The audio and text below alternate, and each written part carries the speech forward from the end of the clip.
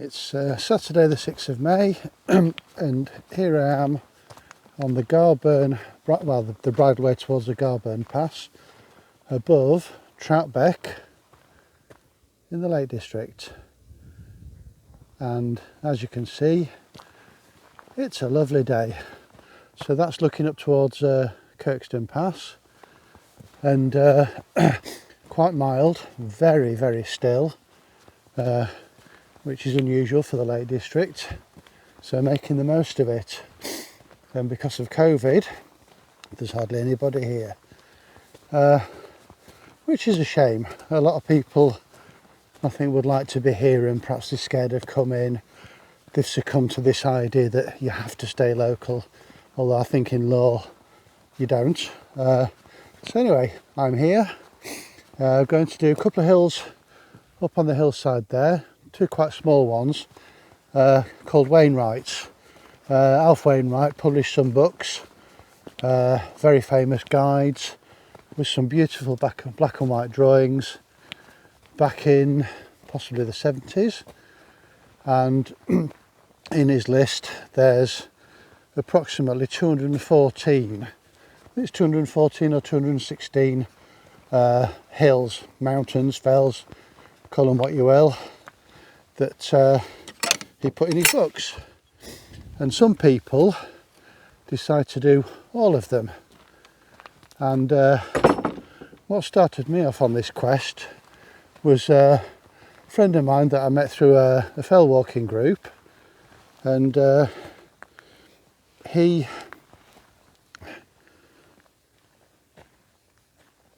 was doing all the Wainwrights. He's got up to about 140 odd, but about 12 months ago we started walking together. I thought, well, I'll walk with him, it'll be interesting, it'll fill in the mental map for me, and hopefully some point later this year he will have done all of them. I think he's got about 60 odd left. Somewhat interestingly, just walked through kind of like an open gateway with a couple of gate posts, and somebody's written on one side in chalk, no masks, and the other side they've written the word resist. So obviously that relates to the COVID lockdown. It's unusual to see that. Perhaps that's a sign of you know, more people getting thoroughly sick of the lockdown. 1,500 feet approximately now above sea level. Nice gentle climb up the, well, not a climb, a walk up the bridleway. So gentle sometimes you forget you're actually climbing all the time, but it's a nice easy way to make the height. So just in the distance, that's Windermere, and over that way is Kirkstone Pass, and the peak at the end there I think is Red Screes, and Troutbeck Tongue is that lump there. Strange thing about Troutbeck Tongue, it's not a particularly high peak in the Lake District, and yet Wainwright chose to kind of put it in his list. I'm not quite sure what the rhyme or reason was, and I suppose in a way it's his list, so it doesn't matter, does it? But heading up towards the Garburn Pass, and it's a lovely bridleway this. A few mountain bikers been out, and it's a place I might come back and bring my mountain bike sometime this year. But that's a nice thing about walking. You see what it's really like underfoot, and then you picture, you know, you can have the mental map of where you'd like to go. The other advantage, of course, is that I like to walk with friends, and you know, it means that the more knowledge I have of the Lake District, the better equipped I am to organise walks for other people, because, you know, take into account the likely conditions, what it's like underfoot, the fitness of the least fit person in the group that you're going to take out, and then you can design a walk that suits. So all good. Just getting to the top of Sour Howes, this one's called, and obviously the hill was protecting me from the wind, so the wind's picked up a little bit, not much, so time to change over to a woolly hat and a pair of gloves, and Let me show you the summit.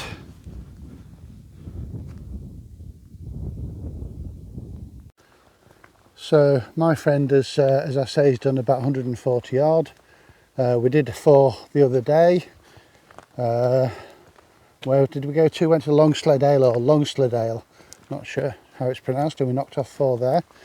But obviously he's done a lot more than me. I think I may have done 40 odd, 50 odd possibly. He's done a lot more than me, and obviously there's some of the hills that he's done that I've not done. And so occasionally I try and get out into the lakes, either on my own or with friends, and knock off a few more. So a few weeks back I was up in the Coniston area when there was snow. I did Swirl Howe and Coniston Old Man, which was fantastic, absolutely fantastic, because there was snow on the ground, it was very soft underfoot, the sky was blue and there was barely a breath of wind. It was incredible. Probably one of the nicest days I've ever had. So today, well, a few weeks ago, I was across there with a friend. Can't remember the hills we did. We did a couple of hills. We did that one, which is Troutbeck Tongue, and we did, I think, Wansfell up there. And on the walk we meant to do another couple called Sallows and Sour Howes, which are up to the right, up that away somewhere. We didn't do them, and so I thought I'd come back today and do them. Quite a short walk, I think less than 6 miles, less than 500 metres of ascent, and I think by the time I've got to the end of this bridleway before I break off right, I'll have done most of them.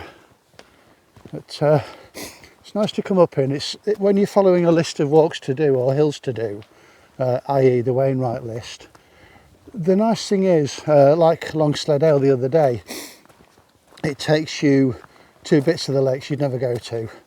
And I think probably by the time anybody's done the entire 214 Wainwrights, the mental map of the Lake District will be absolutely brilliant. And it's quite an achievement. So I think this must be the summit of Sour Howes. And I've not read the Wainwright book, so I'm not quite sure what to expect. My friend who's doing the Wainwrights, I think he reads the book before he does the walk, so he knows what the summit's going to be like. So this is it. No trig point, no shelter, not even an ice cream van, and that's it. So, but apparently one of the reasons for this book, this fell being the Wainwright, is the fact that the views are outstanding. So let's turn it into landscape, and there we are. That's Windermere in the distance.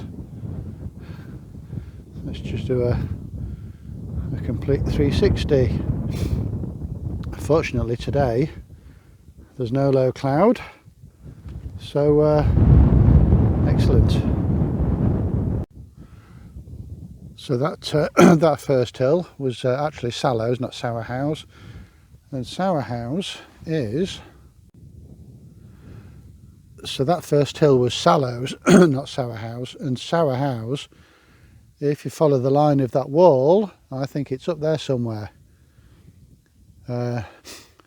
Not very clear navigation here, but what I do, I found a brilliant app for my Android phone called Viewranger, and what it does, I think for about 29 quid you can download an entire offline map of the Lake District, and then that ties in with the GPS in your phone. So really there's no way you can possibly get lost, and so I'm not lost, I'm on the right path. Obviously I keep a map and compass in the bag as well. The great advantage of Viewranger, obviously, even if there's mist, you can locate exactly where you are and then work out a bearing from that. But also, I mean, the OS maps are great, but they're just very big, and if it's pouring down and blowing a gale, The last thing you want to be doing is trying to wrestle with a huge great big OS map, where all you need to do is get your phone out of your pocket and away you go. I know some people, a bit old fashioned, say, oh, it's not as good as a map and compass, but you can have both.